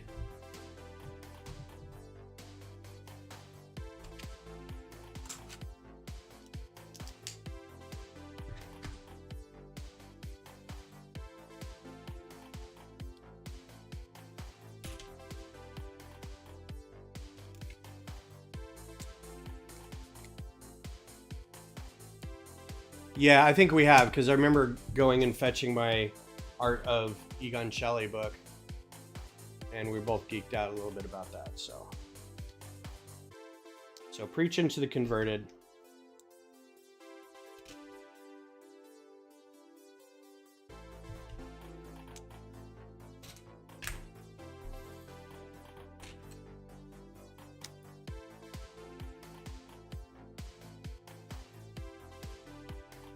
And the final sticker.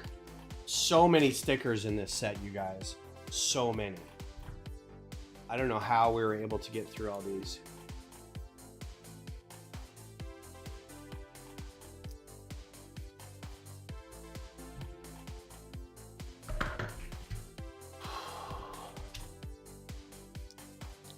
Yeah, the next major Lego project for me will be trying to figure out where to put this in the house, because this thing is just stupid big. And I asked Beth if she'd be okay if I hung it somewhere. She said that's fine, or that didn't bother her. But even that, I'm like, don't even really know where to do that.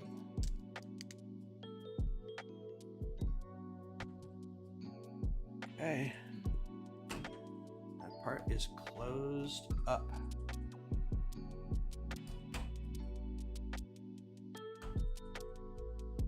And everything fits snugly. Like not a lot of gaps around here. The parts that do look like they have a little bit of gap on them.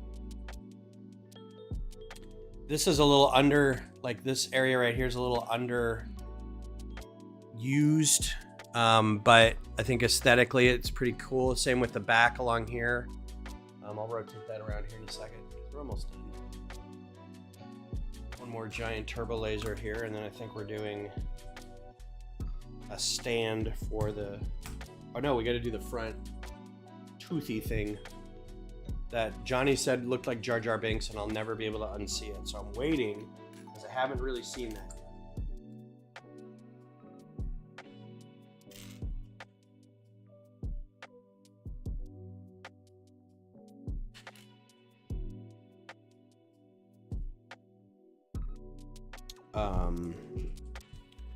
Où est la clip? Ne pas ici. Okay, before I go bad mouthing, not being able to have all the right parts, let's just settle down, split everything up, null it all out. There's a that. Let's double check the bags.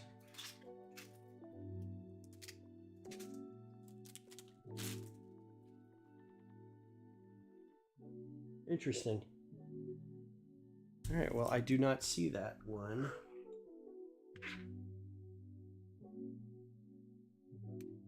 So let me go get a piece to finish this out.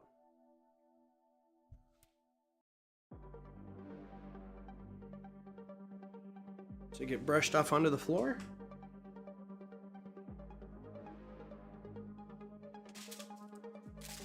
This is bag 48, right?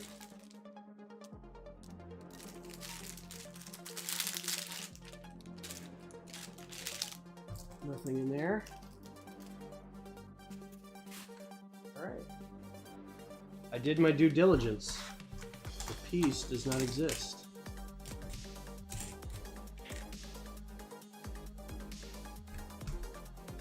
Looking for a 1x1. There's a that. That. These two will go together later. All right. Be right back.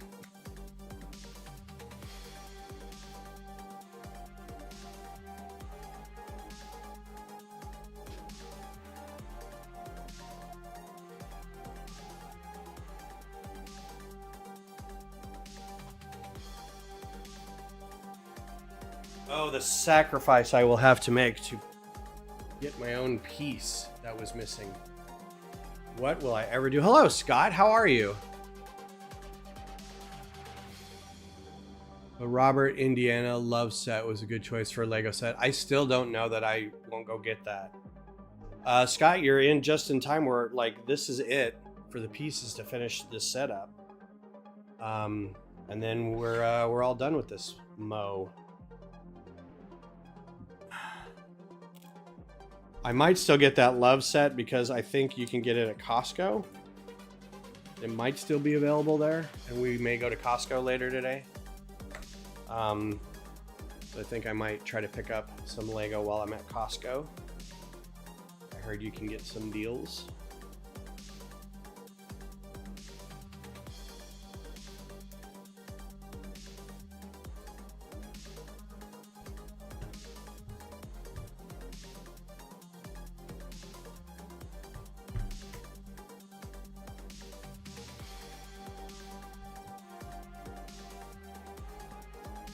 Final little turbo laser here.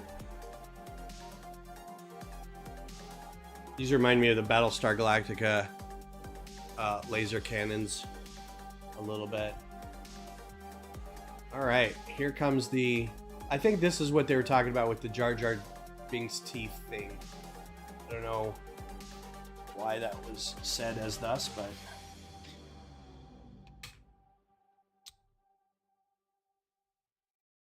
I'm gonna have to turn this widely so I can see it.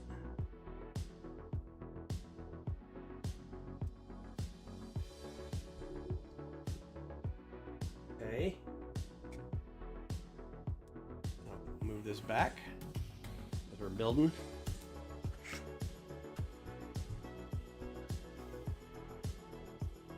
Mod it to say Lego.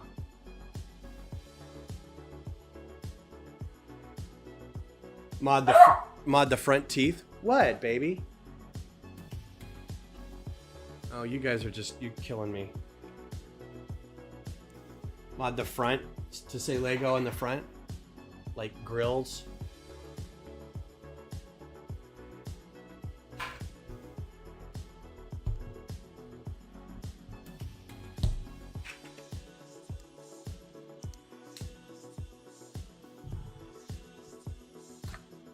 That's funny.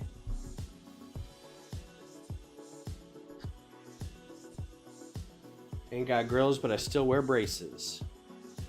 I know pie to 1,000 places.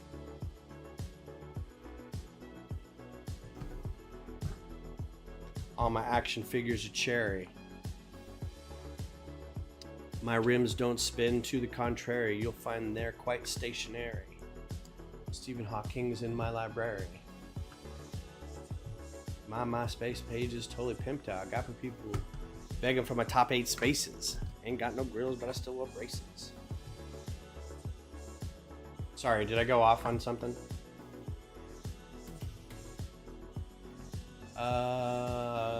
That.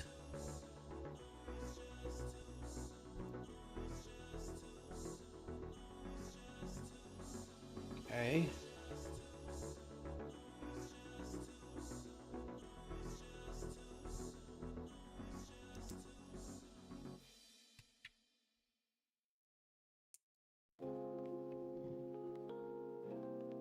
Turn around and do this, this, and this, this, and then don't do anything, and then set it aside.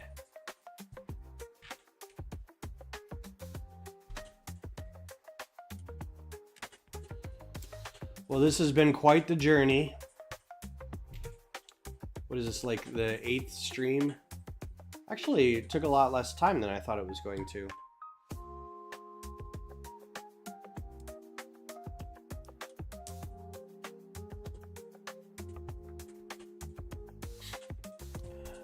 Not that that's a bad thing, just...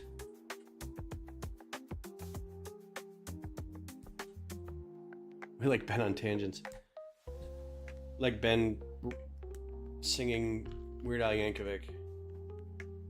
Turn around, put this here. Put this post in here. Put that guy in here. Put him, what? Underneath here.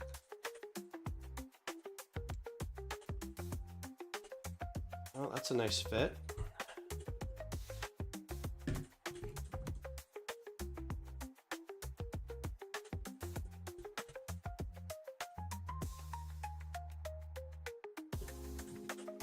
Oh man.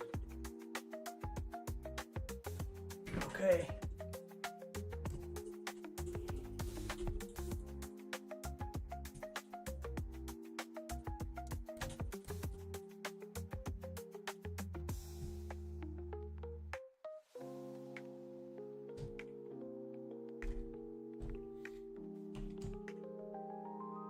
Cool. It's a nice cap. I don't know what I don't know what part looked like Jar Jar's teeth. Excuse me. Oh, they actually do have you putting this on here.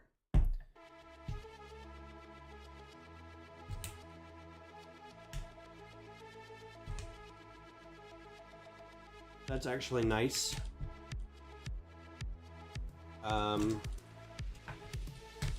Bigger piece.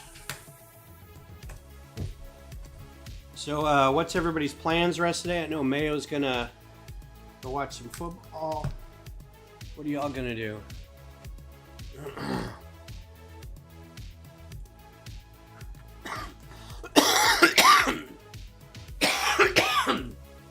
I'm gonna go die. I lasted so long today.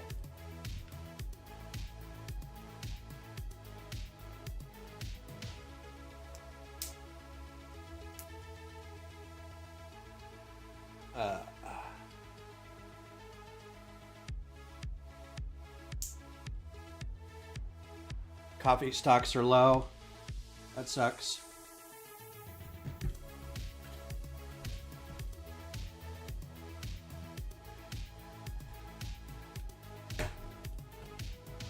These are extra. Here's your plate. Your name tile plate. Doesn't say really kind of where to put it, but I'm assuming like that.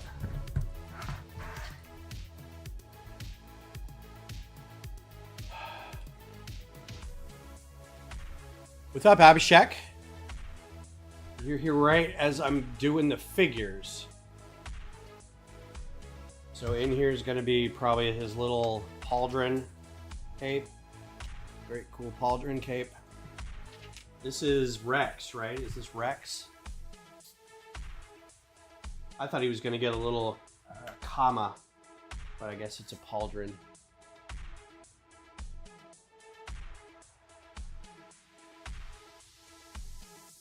And he gets a little dark tan head. A little helmet. And a view range finder. I thought he got a...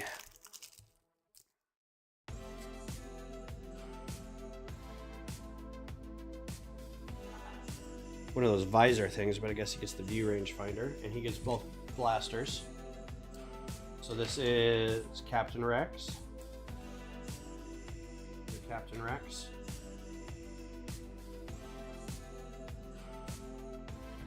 And then you get a Admiral General of some kind. I think this is probably Admiral Yularen. Haha! Guess what I found stuck in his hair? That's funny. So I think this is Admiral Yularen.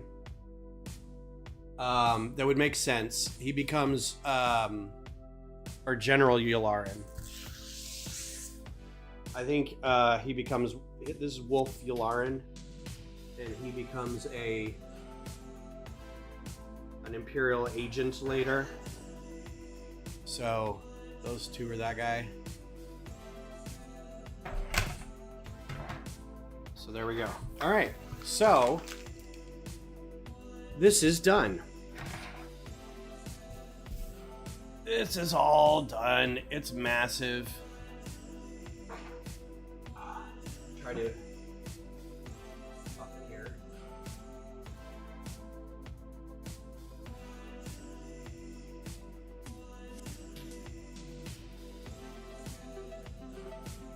All right, so we can kind of see the massiveness of it. So this is computer mouse or brick separators for scale, right? So we've got, there's the front, nice capping right there. Got fingerprints all over those tiles. We've got your turbo lasers right there. This is a cool little side, the side hanger is really cool. Got some greebling along there. Got your big old massive turbo lasers on the side there, your broadside turbo lasers. The underside isn't done too bad. It's a little flat, but you're not going to see a whole lot of it. And the stands are pretty stable. Getting a little closer to the conning towers where the bridge is. Some really good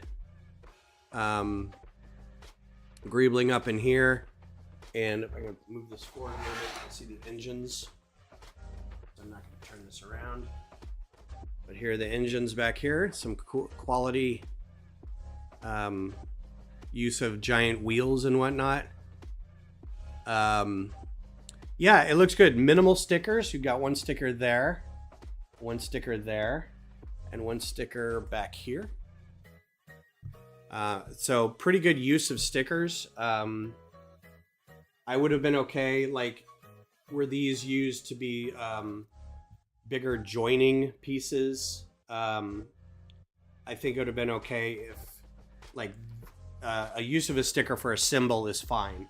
This, I feel like they could have done it with some plates or tiles. And back here, that makes sense too, because it's a vertical piece and it's hard to do that vertically. So, but like, you know, right in there's some good looking stuff. And like overall, it's a good, you know, it's a good look.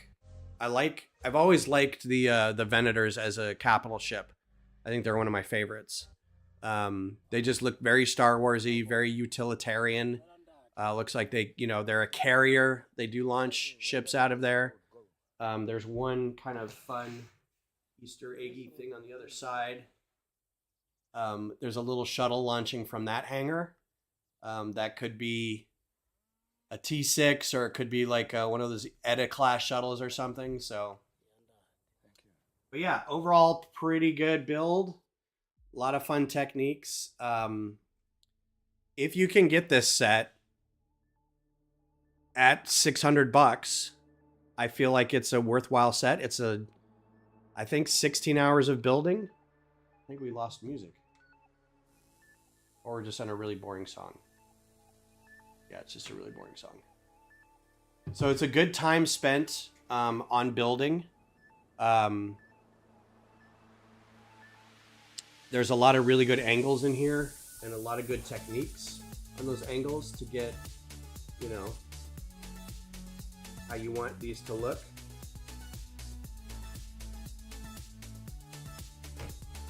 So that's a lot of fun to do. And it is heavy. It is very heavy. I don't know what kind of weight we're looking at, but I'm not going to move this a whole lot. That's for sure. So, but yeah, that's it. And it's noon. Perfect timing. Wrap that up.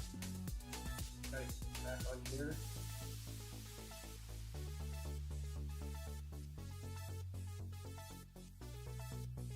Get on there without too much trouble. I appreciate y'all hanging out with me these past 6.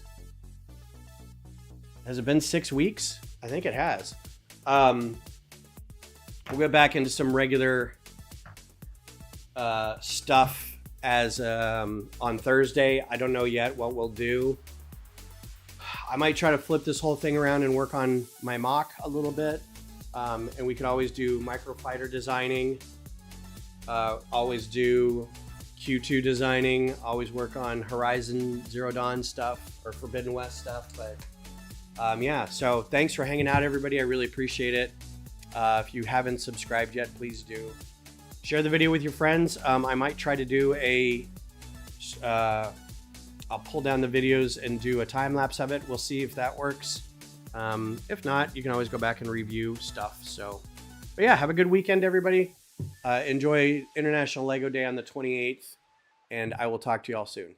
Bye.